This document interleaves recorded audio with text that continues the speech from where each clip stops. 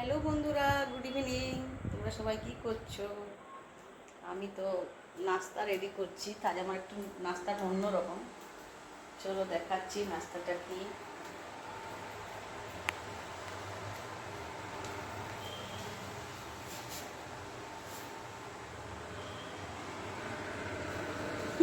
আমার বন্ধুরা কি করছে, কারিগরি করছে কিছু একটা। নাস্তাটা দেখাবো যে আমি আজকে বিকেলের নাস্তা, আজ আমার কি এটা আলাদা স্পেশাল কোনটা।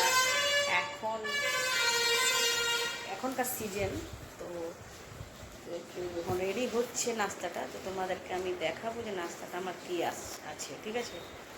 তো চলো, নেক্সট ভিডিওতে আমি আবার আসবো আমার ফেভারিট নাস্তা নিয়ে, ঠিক আছে? ফেভারিট বলছি কিন্তু সিজন বলে ফেভারিট বলছি, কিন্তু খুব একটা ফেভারিট নয়, ঠিক আছে? Tata, bye bye.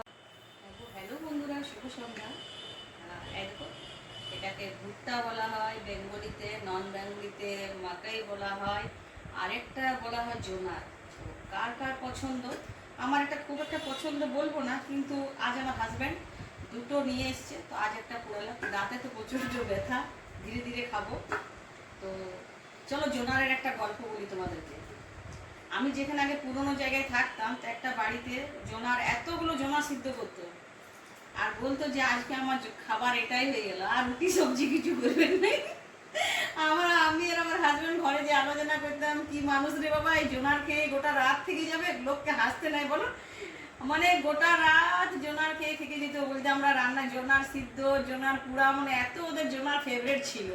তো ওই জোনারটা দেখে আমার ওই পুরোনো লোকের কথা, পুরোনো জায়গা সব মনে পড়ে গেল, যে ভদ্রলোক ভদ্র মহিলারা এই জোনার খেয়ে গোটা রাত আর কি আনন্দ ফুর্তি ভাবে জোনার খেত।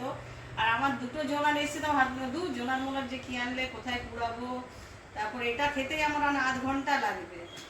তো চলো জোনারের ভিডিও নিয়ে আবার